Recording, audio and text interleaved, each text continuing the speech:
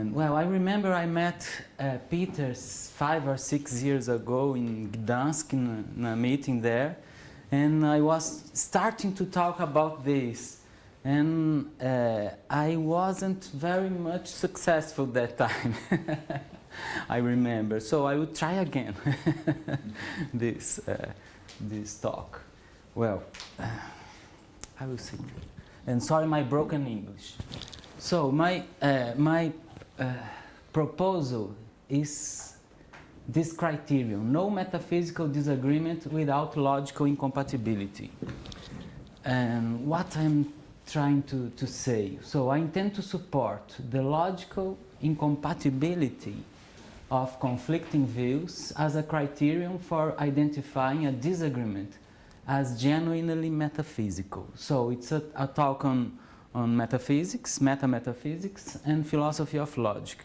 I will try to explain and to give reasons for this criterion and to access it. So a disagreement is genuinely metaphysical only if each side requires reasoning according to a logic incompatible to the ones requested by the other parties. So, suppose a metaphysical debate is contrasting theses 1 and 2. 1 versus 2 constitutes a genuine metaphysical disagreement only if accepting 1 forces 1 to reason according to a logic or a set of logics L1, and accepting 2 forces 1 to reason according to a logic or set of logics L2, and L1 and L2 are incompatible.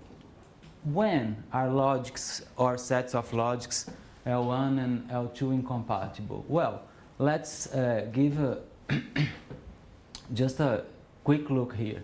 There is at least one sentence if they have the same language. If they don't have, let's try to translate. Let's be at least one sentence which is valid in one of them but not in the other, or at least one sentence which is valid in one of them but it's non-expressible in the other.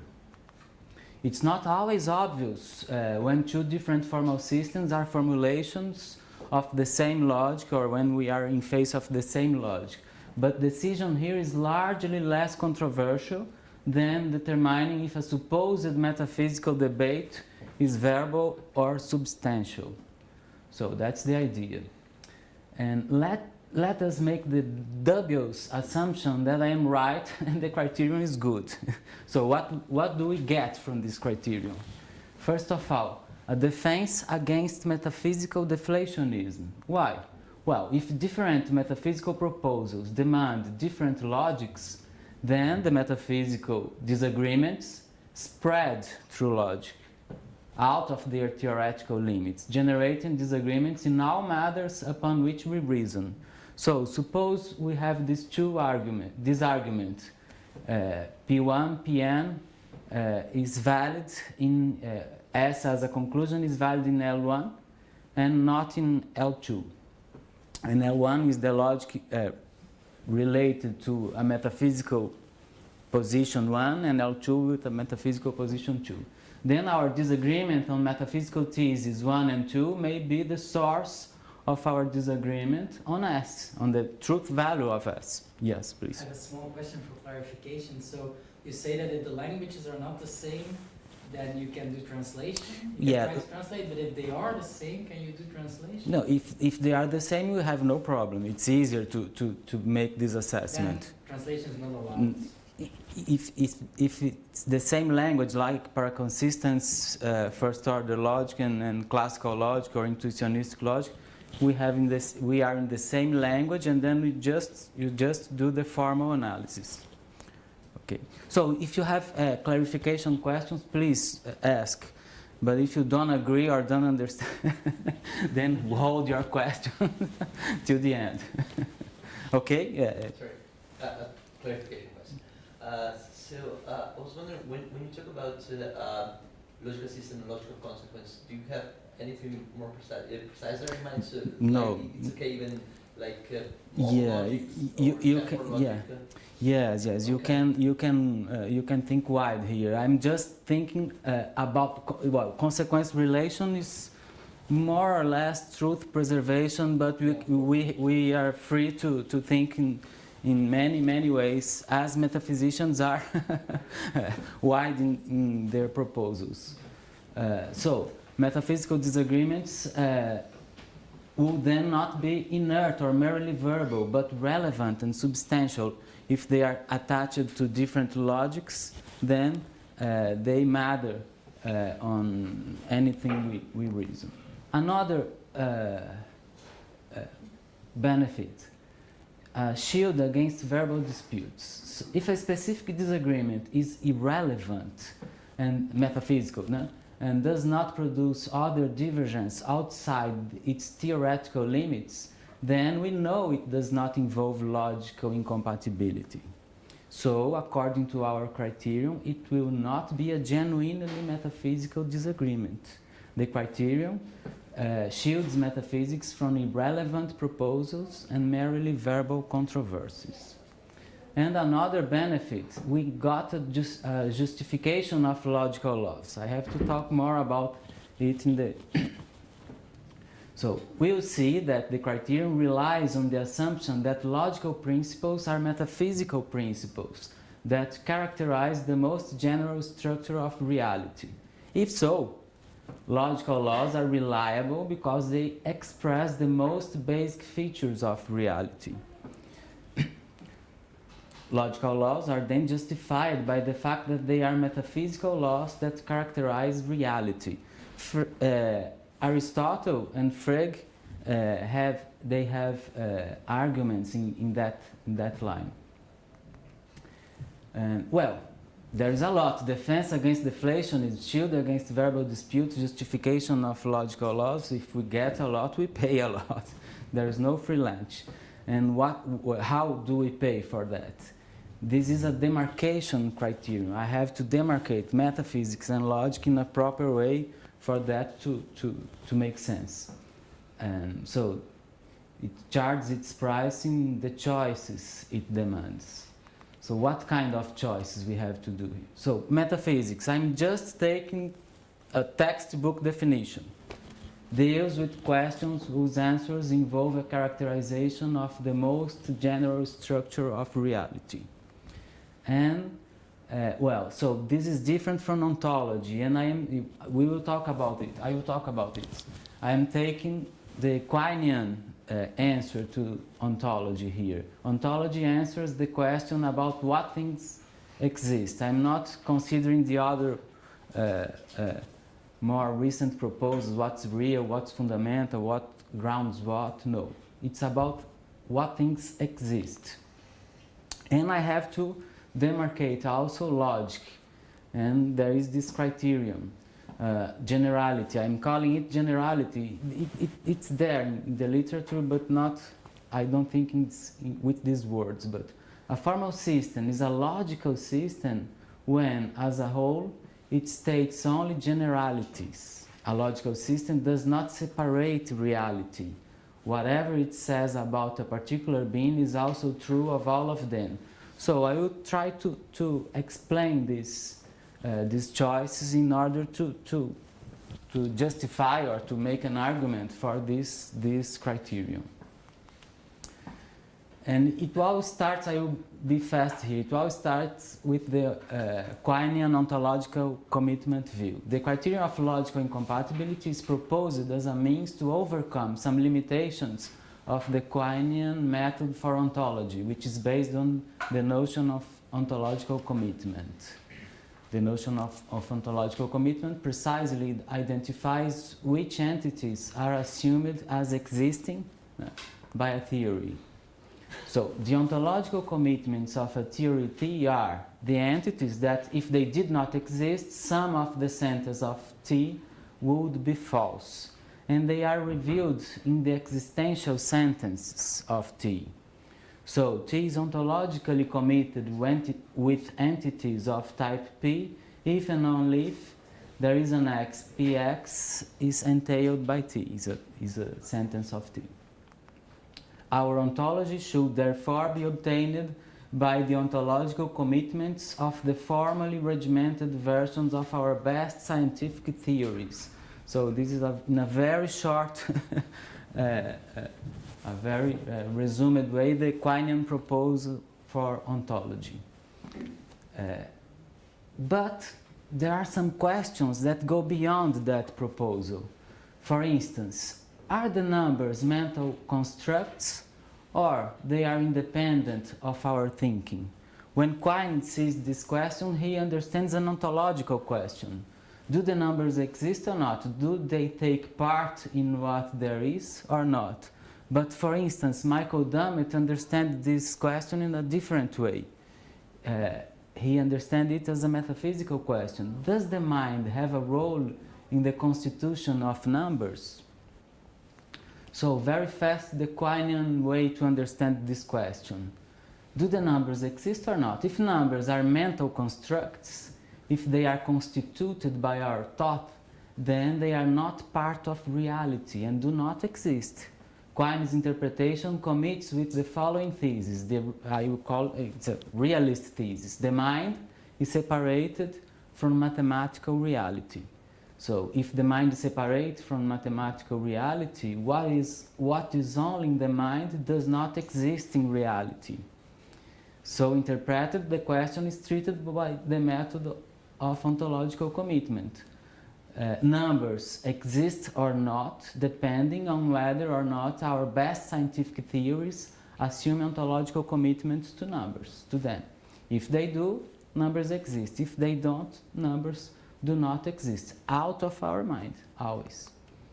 So, in Quine's interpretation, the relation of mathematical entities to our thinking is an ontological question, whose solution must be given by the method of ontological commitment. But in Dummett's interpretations, does the mind have a role in the constitution of numbers? Dummett's interpretation calls into question the realist thesis and considers at least conceivable that to be constituted by the mind can be among the admissible features of reality. It admits at least the conceivability that the mind could sustain the existence of some real things. So, it's not the ontological problem of the existence or not of the numbers that is at stake in Dummett's interpretation, but the metaphysical question about the truth or not of the very realist thesis. There are two possible answers. The realist answers, which is called Platonism in philosophy of mathematics. The mind is separated from mathematical reality. Numbers, if they exist, they do so independently of our think. Or an idealist answer, called constructivism. The mind is not separated from mathematical reality. Numbers, if they exist, they are made up, in a way, from our mental activity. Both sides can accept that numbers exist and still disagree on whether the mind has any role in their existence. Assuming or avoiding ontological commitments to numbers will not bind us to either side of this debate. So Dummett's interpretation is not treatable through Quinean methodology. It regards the question of the relation of mathematical entities to our think as a metaphysical question. So I'm separating here ontology from metaphysics. Ontology, in Quinean terms, answers the question, what's there? Reality is entirely filled by the things that exist. It is ontology that will tell us what things fill up reality. And the method of ontological commitment is the right way to address ontological questions. And metaphysics, our textbook definition. What are the characteristics of the most general structure of reality? Sometimes our questions aren't on what there is, but on what are the main features of reality. These are the metaphysical questions, and the method of ontological commitment does not help some of the metaphysical questions, of course. And the method of ontological commitment does not help to answer them. Reality has a structure, and characterizing it is the task of metaphysics.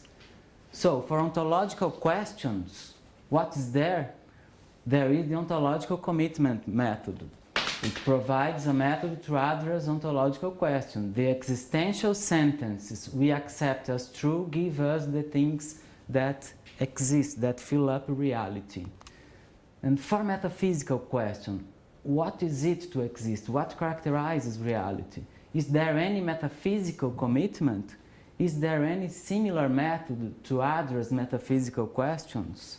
Is there any pattern or indicator that would, in the case of metaphysical debates, play the same role as ontological commitment plays in the case of ontological debates?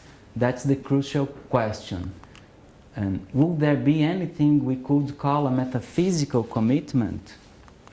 So the crucial answer is yes, there is. It is logic. For metaphysical questions, what is it to exist? There is the metaphysical commitment. If we accept the Quinean ontology, so if the existential sentences give us what exists and fills up reality, then the logical principles in regulating the behavior of the existential quantifier and all other connectives constitute metaphysical principles that characterize the most general structure of reality. So the crucial answer is yes, there is something we can call metaphysical commitment, and it is the logic we are using to reason. So, but the most general structure of reality, how the most general structure of reality can be characterized? Well, explaining what it means to exist, describing how existence occurs, and defining what is obligatory or necessary, or allowed or possible, or prohibited or impossible to all existing things. And only when I know how existence occurs, I can understand what it means to exist. And when I know what is necessary, possible, and impossible to all things that exist, then I know how existence occurs. So, the logical principles characterize the most general structure of reality. They can do that because they establish what is obligatory or necessary, permitted or possible, and prohibited or impossible to the existing things. In doing so, they define how existence occurs. And in defining how existence occurs, they give us what is needed for grasping the meaning of existence. So, I think Quine would agree with this definition of metaphysical commitment. Just two quotes very quickly of him in this Existence and Quantification paper. The first of them. Classical quantification theory, he was comparing classical and intuitionistic logic in this paper. Classical quantification theory enjoys an extraordinary combination of depth and simplicity, beauty and utility. It's bright within and bold in its boundaries. Deviations from it are likely in contrast to look rather arbitrary, but insofar as they exist, it seems clearest and simplest to say that deviant concepts of existence exist along with them. So deviations from classical logic are bounded to deviant concepts of existence in this quote. And in the second is the same. The intuitionist has a different doctrine of being from mind, as he has a different quantification theory, and that I'm simply at odds with the intuitionist on the one as on the other. So let's give an example of application of the criterion. It's almost the same as the philosophy of mathematics. I took it from Dummett, and I just used another case, like the phenomenalism or realism about physical reality. Do our sensory experiences constitute material objects, or they exist independently of them? Quine's interpretation, ontological question. Do material objects exist or not? If our sensory experiences constitute, then they don't exist. If they are independent from our experience, they do exist. But let's look to the Dummett interpretation, not treating this as an ontological question, but as a metaphysical one. Do sensory experience play a constitutive role in material reality? So, two answers. A realist one, reality separated from sensory experience. Material objects, if they exist, they do so independently of our sensory experience. And phenomenalism, an idealist answer. Reality is not separated from sensory experience. Material objects, if they exist, they are constituted, or at least partly constituted, by our sensory experience. This understanding, this interpretation of the questions is untreatable by Quine's method. Both sides can assume ontological commitments with numbers, but disagree in the role sensory experience playing the existence of material reality. So, if Dummett's interpretation of the realism versus phenomenalism debate is a genuine metaphysical issue, then according to our criterion, realists and phenomenalists should reason by different and incompatible logics. Here I go too fast also because it's Michael Dummett. Realism. Our cognition in philosophy of mathematics, Platonism, in the realism versus phenomenalism, it's labeled realism. Our cognition is separate from reality. If our cognition is separate from reality, truth transcends verifiability. Truth's there. Our cognition comes after. Every sentence P is true or false regardless of the possibility of its cognitive verification. So the excluded middle would be a principle, a logical principle in this way of thinking. And in the idealist side, our cognition is not separate from reality. If our cognition is not separate from reality, also truth is not separate from verifiability. What we cannot verify as true or not, we are in the realm of reality there. So if our cognition is not separate from reality, truth depends on verifiability. A sentence P for which no evidence enables us to verify or falsify it cognitively is neither true nor false. Excluded middle would not be a logical principle in an idealist view. So realism and idealism debate in the various areas they can arise, or realism and anti-realism debate, are therefore these two positions are therefore logically incompatible, and the divergence between these two positions is, according to our criterion, genuinely metaphysical. So, explaining how and explaining why. In what we have seen so far, there are two distinct ways in which a metaphysical statement can be made. An explaining how way, so the logical way. When I link existence with quantification, I'm led to recognize that because logical principles characterize the quantifiers, they constitute metaphysical principles that characterize existence, explaining how it occurs. And the explaining why way of saying metaphysics. When I acknowledge the traditional metaphysical theses, such as the realist and the idealist ones, I'm led to recognize the explanation they give of why the structure of reality is the way it is. So if I'm an idealist, if I think that mind or sensory experience or cognition is not separated from reality, I understand why I deny the excluded middle. And when I say the excluded middle, I am explaining how things satisfy or not satisfy the logical laws. So these two ways are related to two modes, let's say, of metaphysics. There are then two quite different modes of metaphysical statements. The geometric mode, the explaining why. The mode of traditional statements that explain why and to which the realist and the idealist theses belong. I call it geometric because the metaphysical statements, according to this version, have an intuitive appeal and a pictorial character.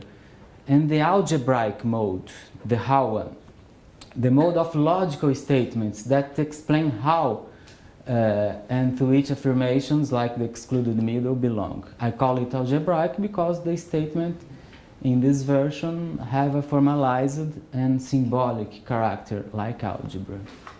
And of course, I'm forcing this analogy. You know, the analogy I want to suggest with this name is that there is an isomorphism between the algebraic and the geometric modes of metaphysical statements. Just as the Cartesian coordinate system revealed that geometry and algebra are isomorphic, the criterion of logical incompatibility assumes as a hypothesis that the geometric and the algebraic modes of metaphysics are isomorphic. So we have algebraic equations with their geometric figures. We have logical theorems with their metaphysical meaning. And I don't think we can make such a one-to-one correlation. It's just an example just to give the idea. There is an isomorphism linking logic, the algebraic mode, and metaphysics, the geometric mode. When I say the logical principles constitute metaphysical principles, I mean something similar to the algebraic equations constitute geometric figures. Logic is for traditional metaphysics the same as algebra is for geometry, just another way of expressing and understanding it. In a very raw and intuitive sense, when I see a geometric figure, I understand why its points and parts have the characteristics and relations they have. And when I see its algebraic equation, I understand how its points and parts are placed and relate to each other the way they do. Geometry and algebra do not reduce to each other. They remain separate with different applications and motivations. But we can look at geometry through algebra, and in doing so, we have been able to extend the horizons of geometry beyond the three dimensions of our special intuition, which has had very fruitful consequences in our physical theories, for instance. And, well, similarly, I don't intend to reduce metaphysics to logic, and I think they are separate disciplines with different traditions and drives. But we can look at metaphysics through logic, and in doing so, perhaps these different perspectives provides new possibilities for solving old problems. So let's talk about this algebraic way, so a little bit more. This logical theorems as prohibitions and obligations. Every theorem with the form there is no x alpha x is a metaphysical principle that establishes a prohibition, an impossibility imposed on all beings. For instance, no individual can satisfy and not satisfy any predicate. Or every theorem with the form for all x alpha x is a metaphysical principle that establishes an obligation, a necessity imposed on all beings. I'm talking of theorems, not only formulas. A logical theorem, a valid one. So all individuals are required to satisfy or not satisfy any predicate. Let's see an example a little bit more interesting. This, there is no x that for all y, err xy, if and only if not, err yy. Nathan Salmon called it the Russell's law. No individual relates to all and only those who do not relate to themselves. This is a first-order theorem of classical logic. And, well, a very famous Russell's law instance no individual shaves all and only those who do not shave themselves. And the admission of the existence of the barber from the barber paradox is inconsistent with first-order classical logic. So there is, Nathan Solomon presented the solution to the paradox. There is no barber paradox, because the admission that the existence of the barber is the negation of a first-order classical theorem. Other more important and interesting instance of Russell's law: there is no set of all sets that do not belong to themselves. So any theory that allows the existence of such a set, such as naive set theory, is inconsistent with first-order classical logic. We cannot accept the unrestricted comprehension axiom scheme, because one of his instances is that instance of Russell's law, and we prevent it. So, Russell's law is a metaphysical prohibition. It sets a limit to what is possible for any entity. In doing so, it describes an aspect of how existence occurs. The concept of existence tied to first-order classical logic does not allow entities to that relate to everyone and only those who do not relate to themselves. Supposed entities that violate Russell's law, such as the barber of the paradox and the set of all sets that are not members of themselves, are therefore impossible according to the metaphysical doctrine given by first-order classical logic. From a logical point of view, we reject the theories that postulate such entities, and from a metaphysical point of view, we deny the existence of such entities. So, theorems of a given logic with these forms, there is no X, nobody, and everybody, characterize quite explicitly the most general behavior of beings according to L. In establishing what's forbidden, impossible, and what is obligatory, necessary, they also establish what's permitted, possible, to the things that exist. In doing so, they describe how existence occurs and give us all needed to grasp the meaning of existence. They configure a detailed metaphysical explanation of the structure of reality and the concept of existence given by the logic L. Quine, for instance, he treated all supposed metaphysical questions as ontological because the only metaphysical doctrine he was willing to accept it was the one given by first-order classical logic, and he was not interested in put that in question. So all the problems are reduced to ontological questions to him. But what about the propositional theorems? What is the relation of other theorems, such as the propositional ones, to metaphysics? Well, theorems relate to one another, and in general, propositional theorems have first-order cousins. For instance, the excluded middle has many. This is just one first-order version of it. Or the non-contradiction principle also has some first-order versions. It's because the relationship between propositional and quantificational theorems that we do not need to restrict the criterion of logical incompatibility to the quantificational ones.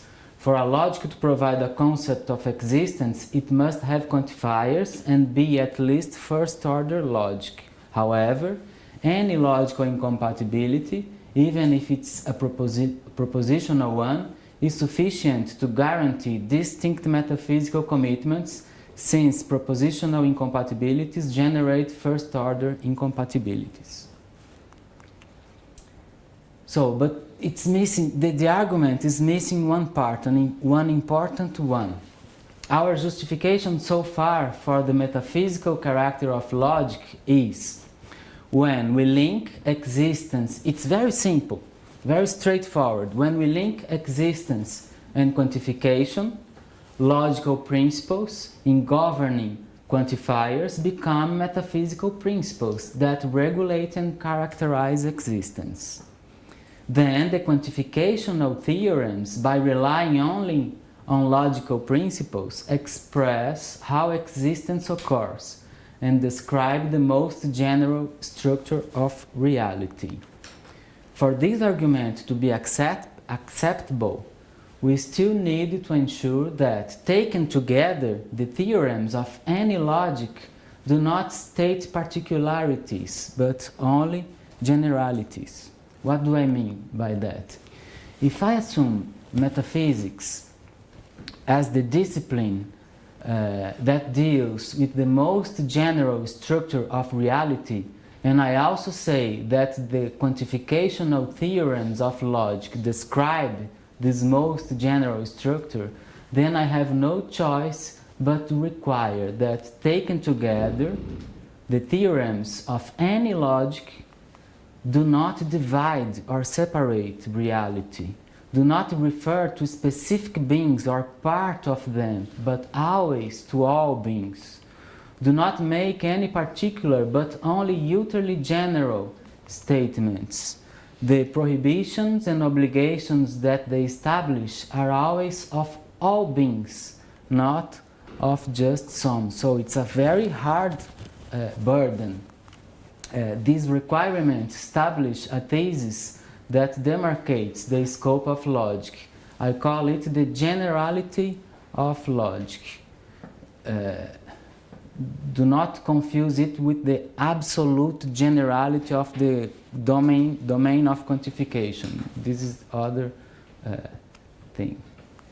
So, how to ensure the generality of logic? There is no way to demonstrate a generic theorem states that all quantificational logics must be general. I take generality as a criterion for logicality. What is it to be a logic? And a quantificational system is a logic only when it meets the standard of generality. So the best I can do is to argue for the plausibility of the criterion and to show that the most common systems satisfy it. So, but when exactly does a logical system satisfy generality? Well, of course there are existential or particular theorems among the theorems of most of the logics. We have to deal with them. How?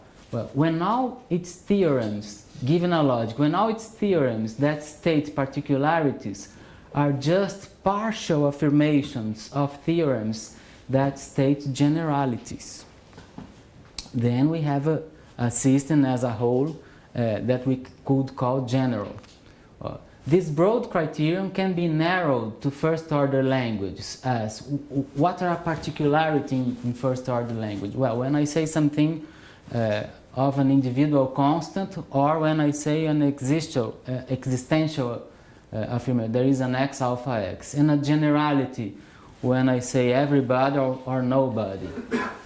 Well, if I could guarantee for a logic L that if it has a theorem stating something of an individual, a constant C, then I have another one that say, well, it's true of C, but it's true of everybody. And in the other case, if all existential theorems, if I drop the existential and exchange it for a universal, if I can prove this theorem, then L would be a general logic, would satisfy the criterion of generality. In this case, L is general because any of its theorems stating a particularity is just a half-truth whose whole story is told by a theorem stating a generality that encompasses that particularity. It's true that C is alpha, but it's just half-true. The whole truth is that everybody is alpha. It's true that there is an x alpha x, but it's half true. The whole truth is that everybody is alpha. If I can prove this, okay, I'm safe. The system satisfies generality. So intuitionistic logic satisfies generality in a straight way, in this straight way. But classical logic, intuitionist first order logic and classical first order logic, satisfy only the condition A, not the B. And this is easily proved there is a simple proof of A and B for intuitionistic logic and of A for classical logic obtained as corollaries of Pravit's normalization theorems for natural deduction systems. It's easy to transform a normal proof of any theorem stating anything about an individual constant in classical logic to a proof of a universal statement. And in intuitionistic logic, it's easy to transform a proof of an existential theorem into a proof of a universal theorem. So first order intuitionistic logic meets the standard of generality. Classical logic, first order classical logic, also satisfies generality, but to realize that one has to go a little deeper. There is an argument that shows that all counterexamples of B in classical logic, I will show B again, make no particular statements and do not violate the standard of generality, despite having the form of an existential affirmation. I don't have time to show in details the argument, but the main idea I think I can show you. So the B is that one, the if there is an existential theorem, then if we change the existential for the universal, we got a theorem. There is a classical counterexample and some of other counterexamples related to this one, but this one is one. There is at least one individual that if it's P, then all are P's. It's a classical theorem, but the universal version of it, given any individual, if it's P, then our P's, is not a classical theorem. So this is a counterexample. One thing, all counterexamples of B are classical but not intuitionistic theorem, because if they were intuitionistic, as intuitionistic logic satisfy B, they would be the universal version would be intuitionistic theorems, and then of course classical theorems. So all counterexamples are classical but not intuitionistic. This fact guarantees that any justification for the validity of a counterexample of B, there is an X alpha X, will depend on an instance of the excluded middle, B or not B, which express two particular distinct circumstances that ensure the classical validity of there is an X alpha X. This is not a proof, I'm just trying to illuminate the argument here. The fact that there is an X alpha X is valid does not inform us which of the two cases occurs, B or not B. And therefore, we do not make any particular but a general statement when we affirm the existential sentence. In this particular case, we have there is an X PX, then for all Y PY is classical. When we exchange the existential for the universal quantifier, we don't have a theorem, and the existential version of the formula, it's not a theorem in intuitionistic logic. In our counterexample, the sentence is a classical theorem because both in the circumstance in which not all individuals are P's, not for all XPX, and in the circumstance in which all individuals are, the sentence is true. There are then two different situations in which there is an XPX is true. It's a theorem. If I'm just saying the sentence without the theorem symbol in front of it, I can know which circumstance is it. But if I'm saying that it is a theorem, I'm saying that it's true in every circumstance. And this circumstance have two different modes of truth. What I'm trying to say is that the information I get from this sentence is not more particular than what I get from when I say for all XPX or the negation for all XPX. But this disjunction does not state any particularity and does not defy the standard of generality. So this argument is better placed in the paper. But the idea is that one. So summing up, just to finish, the proposal. The proposal is a standard for metaphysical disputes. There is no metaphysical disagreement without logical incompatibility. That's the standard I'm proposing. And what are the costs or the commitments that this standard requires? Well, it requires the hypothesis of isomorphism.